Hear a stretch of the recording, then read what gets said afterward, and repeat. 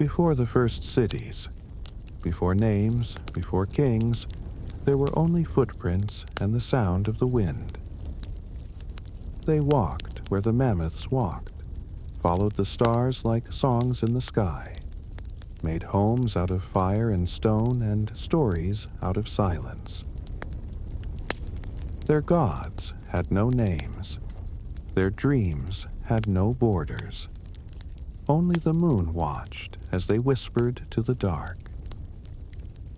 And if these quiet steps through time feel soft beneath your thoughts tonight, subscribe and walk with me again into the world before words.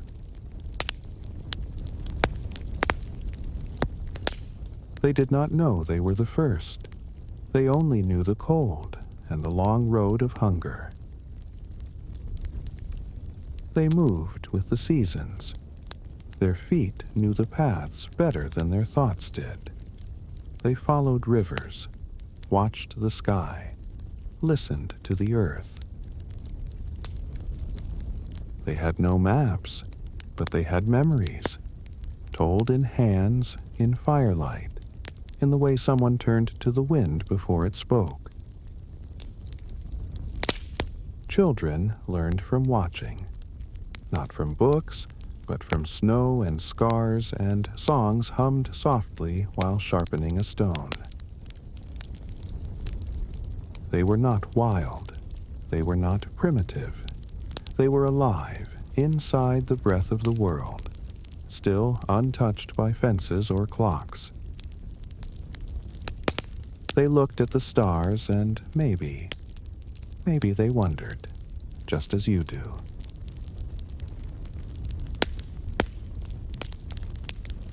They did not hunt for sport. They hunted to live. But more than that, they hunted with reverence. A mammoth was not just food. It was power, warmth, memory. It was the heartbeat of 100 cold nights.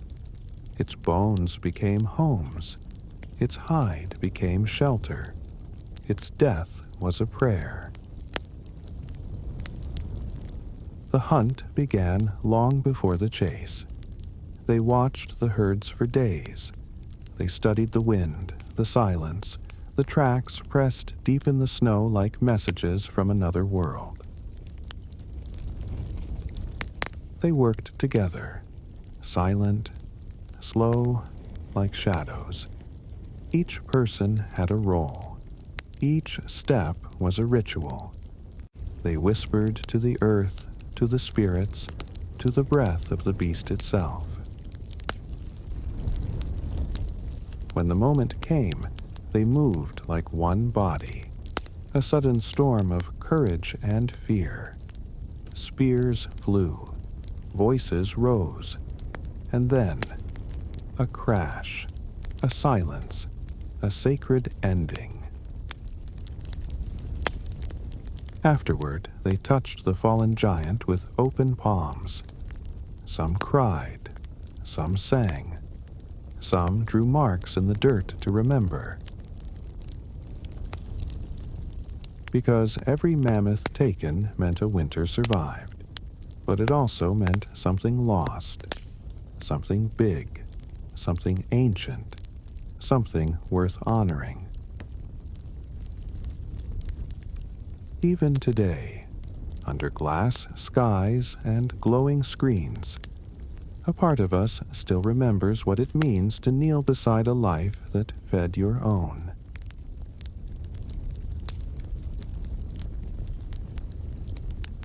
Their homes were not made to last, but they lasted long enough to feel like safety. Caves, tents of bone and hide, circles of stones beside the fire, where warmth meant love, and smoke meant someone was still alive. The fire was their sun at night. It cooked their food. It kept the dark away. It told stories in sparks as voices rose and fell like soft wind through trees. Children sat in laps made of fur and tired arms. They listened to tales of animals that talked, of people who became stars, of places they might find someday. Mothers ground roots with stone. Fathers shaped tools from flint. Hands were always working, mending, weaving, sharpening. But there was time, too, for laughter, for sleep, for simply sitting still and watching the flames. And maybe now, as you listen to their quiet life, you feel something too. A memory that isn't yours, but still lives inside you. What part of their world touched you the most? The firelight? The silence? The stories?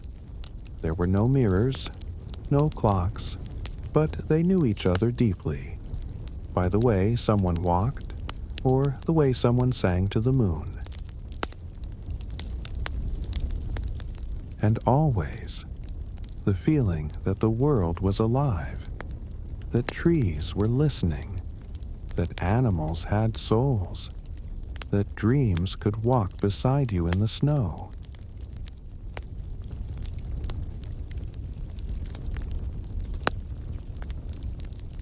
They had no calendars, no written days, but still, they knew time. They watched the sky the way you might watch a loved one's face, carefully, quietly, with wonder. The stars were not just stars, they were memories. They marked when the herds would move, when the cold would come, when berries would bloom. Each season had its smell, its sound, its rhythm, and they listened like poets listen to silence. The moon was a teacher.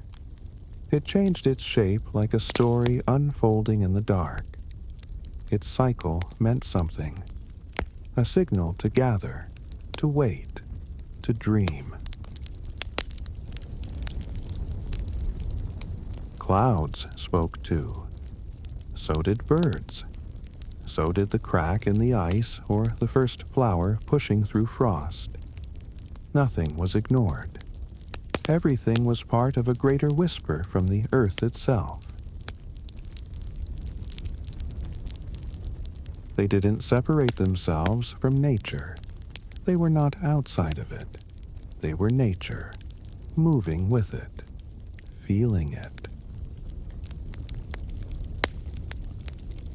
Sometimes they laid on their backs at night beside the fire, beside each other, and simply watched the stars. Eyes wide, hearts quiet. Did they see shapes in the constellations? Did they give them names? Did a child ever ask, "Is that where we go when we die?" Maybe. And maybe an elder said, "Yes, if the wind carries you kindly."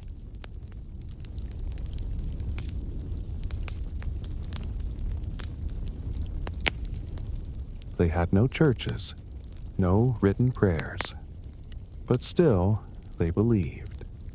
Not because someone told them to, but because the world was too full of wonder not to.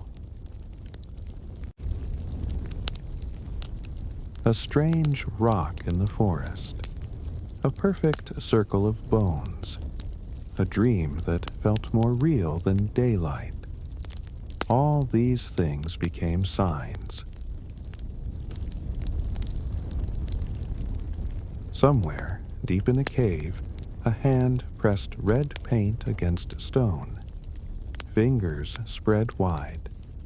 A whisper in color, like saying, "I was here, and something was with me." Animals danced on cave walls, drawn in ash and blood.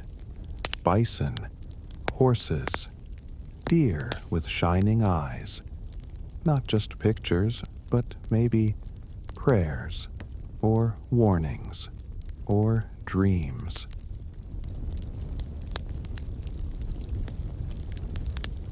They carved lines into bone, stacked stones in circles, tied feathers with meaning. No words, but deep messages carried through time.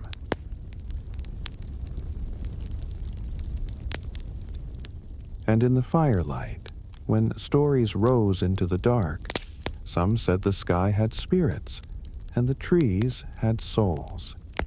And maybe, just maybe, the mammoth had a name that only the wind knew. Belief wasn't separate from life. It was life. A heartbeat under the snow. A flicker in the flame. A feeling that there was more. Always more.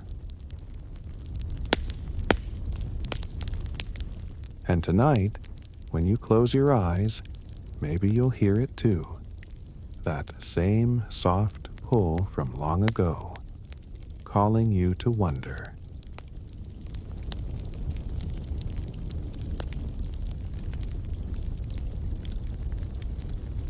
They did not fear death the way we do now. They knew it, as closely as they knew the cold or the fire.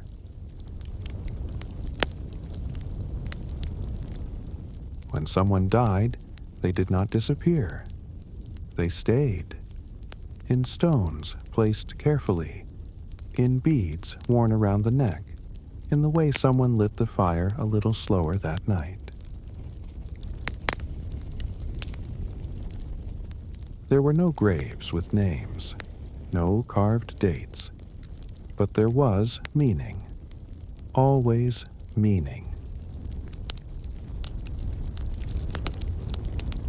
Sometimes the body was buried with tools, with shells, with red ochre painted softly on the skin, as if to say, this life was sacred, as if to guide them into another sky. They did not say goodbye. They remembered, in stories, in echoes, in firelight shapes that looked like someone who used to laugh on the edge of sleep. Children asked, "Where did he go?" And someone whispered, "Maybe he walks with the stars now." Or, "He became the wind that finds us in our dreams." Every death taught them about time, about how short it was and how full. So they listened more, held hands longer, told stories softer. And still, somewhere, a cave holds the outline of a hand, pressed into stone, still waiting, still there, still whispering, "I lived, and I was loved."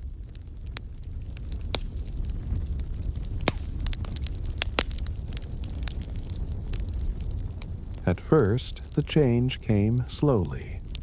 A trickle of water where there used to be only ice. A warmer wind. A bird singing out of season. But they felt it, not just in their bones, but in their paths. The herds moved differently.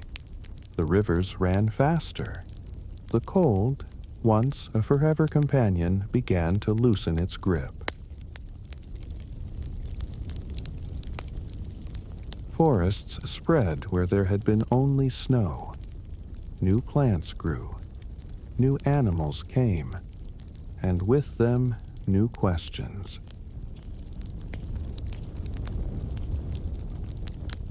Some people stayed. Some followed the melt, chasing the edge of the disappearing frost. Others looked at the land and thought, what if we stop? What if we plant something and wait for it to grow? It was not a sudden ending. It was a long, quiet turning, from the age of hunters to the age of dwellers, from firelight footsteps to rooted lives. But they were still the same in many ways, still listening to the stars, still whispering to the wind, still dreaming. And though we now live in towers of glass under blinking lights, some part of us, deep and still, remembers. We remember the snow, the fire, the handprints in caves. We remember what it means to watch the sky and wait. If this journey touched even the quietest part of you, leave a like and come walk with me again, into the past, into the night, into the stories we almost forgot.